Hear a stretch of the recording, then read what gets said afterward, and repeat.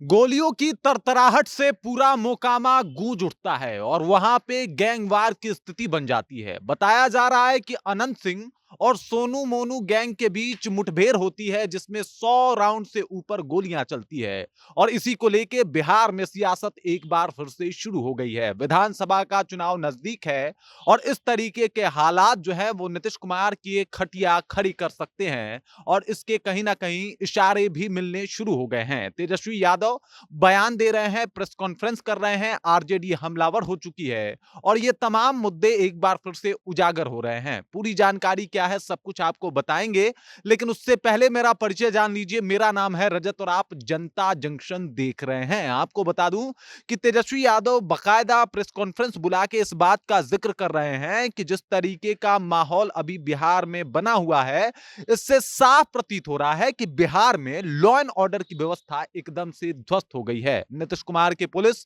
एकदम से बेचारी बन गई है और अपराधियों को पकड़ने में नाकाम नजर आ रही है। तेजस्वी यादव बता रहे हैं कि जिस तरीके का माहौल बना मोकामा में, गैंगवार की स्थिति बनी, सोनू मोनू गैंग वर्सेस अनंत सिंह के बीच में गोलियां चलती है, गोलियों के तरतराहट से पूरा मोकामा गूंज उठता है।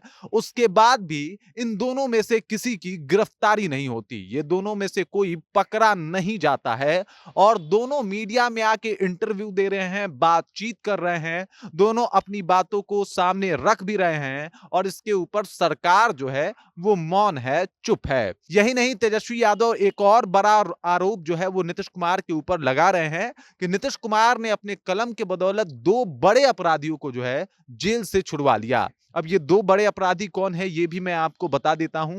पहले का नाम है अनंत सिंह, जिनका अभी एक तरीके से कहा जाए तो माहौल बना हुआ है, इनकी चर्चा पूरे भारत में हो रही है और मोकामा में जिस तरीके का गैंगवार हुआ है उसकी भी चर्चा जो है एकदम से पूरे भारतवर्ष में सुनाई दे रही है। और दूसरे हैं आनंद मोहन सिंह। आनंद मोहन सिंह को भी जेल से निकालने के लिए नीतीश कुमार ने जेल के नियमों में कुछ बदलाव किया था और इसी बात का जिक्र जो है वो तेजस्वी यादव करते हुए दिखाई दे रहे हैं। तेजस्वी यादव कह रहे हैं कि नीतीश कुमार से अब बिहार की सत्ता संभल नहीं रही, इसी वजह से मेरे को सत्ता में आप लोग आने दीजिए, इसी वजह से मुझे चुनाव जिता दीजिए और फिर मैं लॉ एंड ऑर्डर की व्यवस्था दुरुस्त कर दूंगा, बिहार में लॉ एंड ऑर्डर बेहतर कर दूंगा।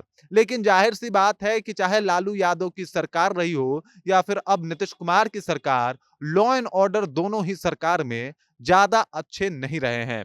सबको पता है कि लॉ एंड ऑर्डर की समस्या से बिहार हमेशा से जूझते आया है और एक बार फिर से इस गैंगवार ने सबके दिलों को दहला दिया है।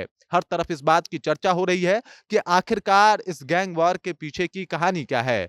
अनंत सिंह अपनी कहानी सुना रहे हैं, सोनू मोनू गैंग से सोनू और मोनू वो अपनी कहानी सुना रहे हैं, लेकिन सच्चाई क्या है ये तो पुलिस ही बता पाएगी जब हर एक तरीके से इस कहानी का जांच होगा, हर एक तरीके से इस गैंगवार का जांच होगा। फिलहाल तेजस्वी यादव जो है वो एकदम से कहीं ना कहीं नीतीश कुमार को घेरने में लगे हैं, इस गैंगवार के चपेट में आने से बिहार को बचाने में लगे हैं और कह रहे हैं कि बिहार में ऐसे गैंगवार इसलिए हो रहे हैं क्योंकि लॉ एंड ऑर्डर जो है वो बिल्कुल बेकार हो चुका है और इसी वजह से मेरा सरकार में आना बहुत ज्यादा जरूरी भी है। बाकी इस खबर को लेके, इस जानकारी को लेके और जिस तरीके से तेजस्वी यादव अभी नीतीश कुमार के ऊपर हमलावर हैं, इस बात को लेके आप क्या सोचते हैं? आपके जहन में क्या कुछ चल रहा है?